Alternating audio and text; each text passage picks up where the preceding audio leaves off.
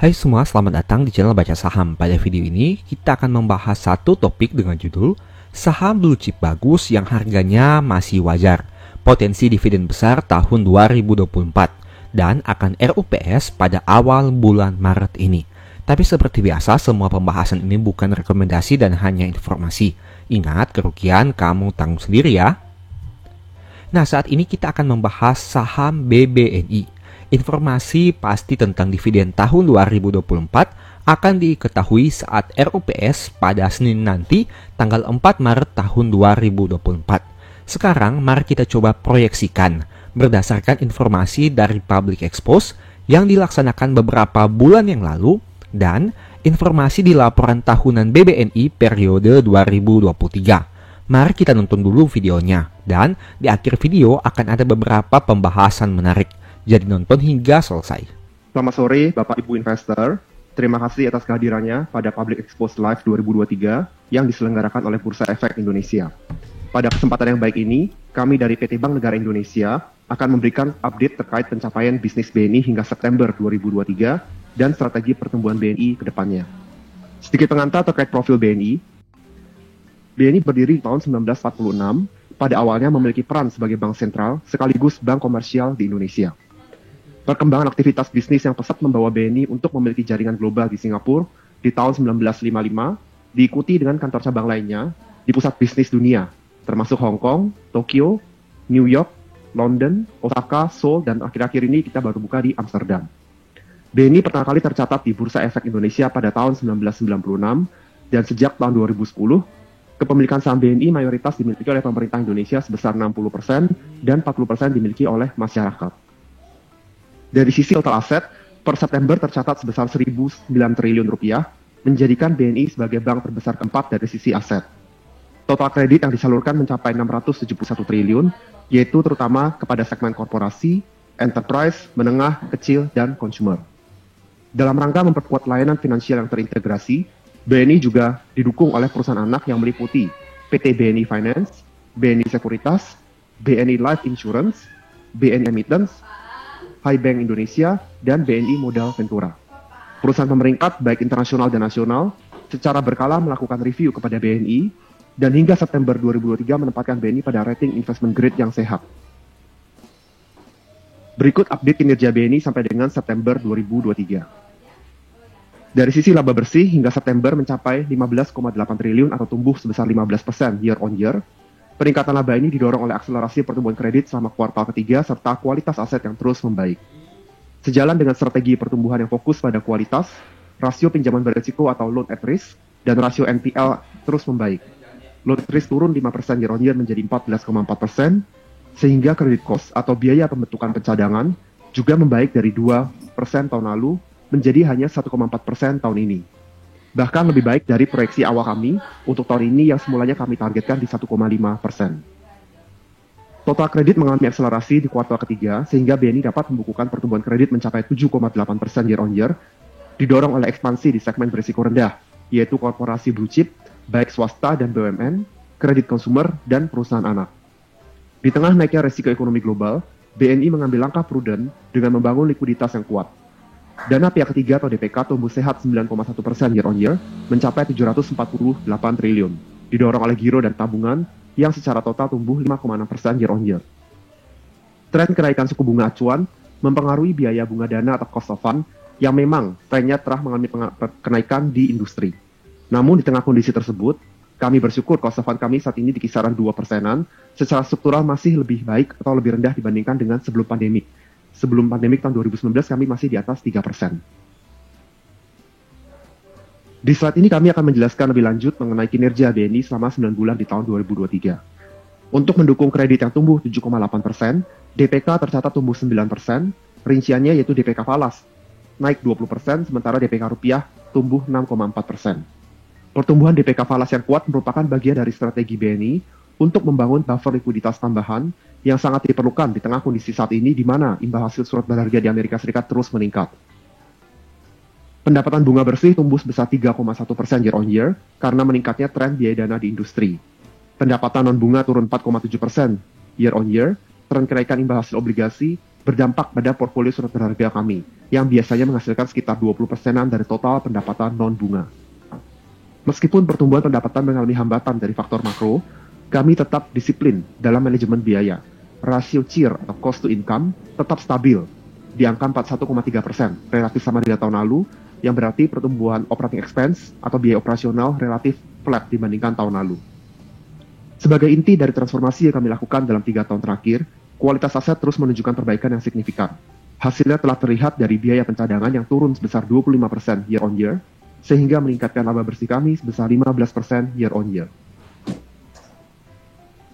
Sejalan dengan profitabilitas yang baik, rasio-rasio keuangan juga semakin menunjukkan perbaikan. Dari sisi profitabilitas, NIM terjaga di 4,6%, sejalan dengan guidance BNI hingga akhir tahun ini yaitu di level 4,6%. Selain itu, ROE atau return on equity menjadi salah satu indikator yang sangat diperhatikan oleh investor karena mencerminkan tingkat profitabilitas yang terjaga. Hal ini terlihat pada ROE BNI yang mencapai 15,5% dan terus naik seiring pertumbuhan profitabilitas BNI. Kualitas aset yang menjadi fokus transformasi BNI juga menunjukkan perbaikan yang sustain.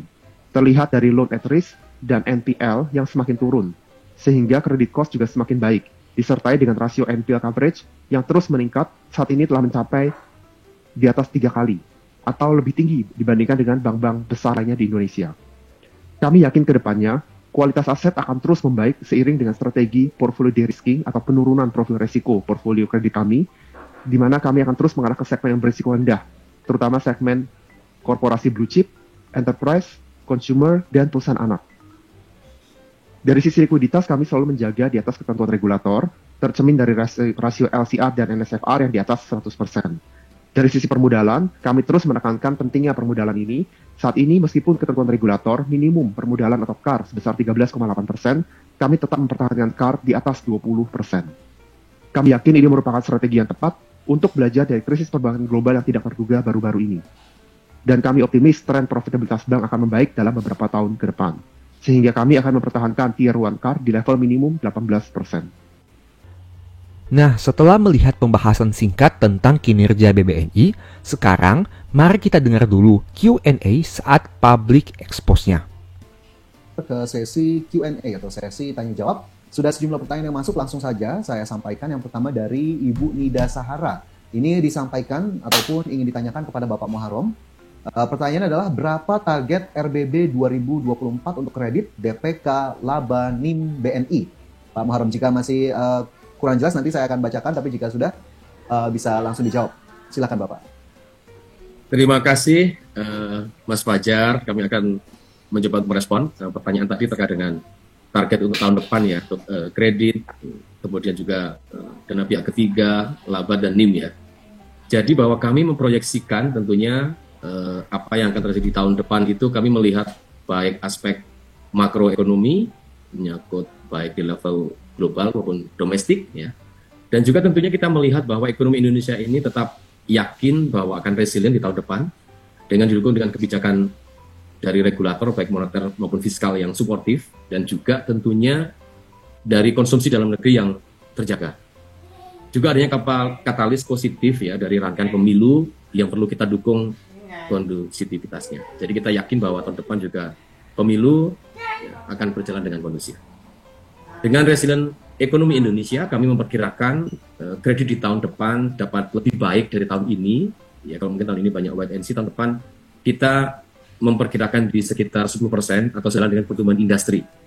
Adapun segmen yang masih menjadi fokus pertumbuhan kami ke depan, seperti di paparan kami, yaitu segmen korporasi, khususnya di blue chip corporate, baik itu swasta maupun BUMN, serta turunan dari value chain di segmen blue chip tersebut, baik di swasta maupun BUMN.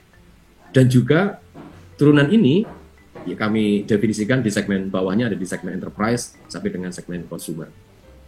Kinerja perusahaan anak pun juga kami melihat akan lebih optimal sebagai dampak transformasi bisnis yang mulai berjalan dan saat ini juga masih terus berjalan. Dihasilkan dari high bank yang fokus pada pembiayaan UMKM berbasis cluster, ya juga tadi dalam paparan sudah kami sebutkan. Dan juga kami fokus di anak perusahaan di BNI Finance yang kami optimalkan, yang fokus pada pembiayaan kepemilikan mobil di segmen consumer. Jadi kita fokus di segmen consumer untuk BNI Finance. Dari sisi margin, suku bunga kami perkirakan masih akan relatif tinggi ya, namun kami tentunya memiliki strategi untuk mengelola cost of fund ini seefisien mungkin. Sementara dari sisi kualitas aset, kami optimis bahwa tren perbaikan akan terus berlanjut, transformasi kami tetap berjalan, sehingga kami tidak perlu untuk membentuk biaya pencadangan setinggi tahun-tahun sebelumnya. Dengan outlook tersebut, kami optimis kinerja kami akan terus meningkat, namun ini merupakan proyeksi awal. Kami masih merasa perlu untuk mencermati perkembangan lebih lanjut pada indikator-indikator makroekonomi utama hingga akhir tahun ini untuk dapat menetapkan target pertumbuhan kredit dan laba di tahun depan secara lebih presisi. Mungkin demikian Mas Fajar, terima kasih. Baik, terima kasih atas jawaban yang sudah disampaikan. Semoga bisa menjawab pertanyaan dari Ibu Nida Sahara. Dan karena keterbatasan waktu, sepertinya hanya satu pertanyaan lagi yang bisa kita akomodasi. Yang berikutnya dari Bapak Alex Budi Santoso. Ini bertanya, bagaimana optimisme manajemen untuk target ROE 18% di tahun 2025? Kepada Bapak Muharrem, juga kami persilakan. Terima kasih, Mas Fajar. Kami akan menjawab untuk merespon pertanyaan dari Pak Alex Budi Santoso. Tadi bagaimana optimisme manajemen untuk target ROE di 18% ya di 2025. Seperti tadi kami sampaikan bahwa kami sudah melakukan transformasi dalam beberapa waktu terakhir dan saat ini sedang berjalan juga. Dan setelah 3 tahun terakhir transformasi, beberapa hal sudah membuahkan hasil yang memuaskan. Di mana program transformasi yang berorientasi pada penguatan fundamental akan terus kami lakukan dan tentunya beberapa dampak positif meskipun ini tetap kami jalankan sudah mulai kelihatan. Yang pertama, Pak Alex, misalnya perbaikan cost of fund dibandingkan dengan level sebelum pandemi, pergeseran portfolio ke nasabah blue chip yang ini tidak kita lakukan sebelumnya, serta penurunan profil risiko yang tergambar dari perbaikan rasio NPL dan juga credit cost. Progres ini akan memastikan perseroan dapat terus membukukan peningkatan return on equity yang berkelanjutan ke depan. Kemajuan ini tergambar dari realitas kinerja kami hingga September 2023, di mana tadi kami sampaikan juga ROE mencapai 15,5% dibandingkan dengan posisi Desember tahun lalu sebesar 14,9%. Atau kalau kita bandingkan lagi dengan tahun sebelumnya lagi 2021 Desember itu ada di angka 9,4%. Kami masih optimis angka-angka tersebut masih on track untuk mencapai target ROE di kisaran 18% di tahun 2025.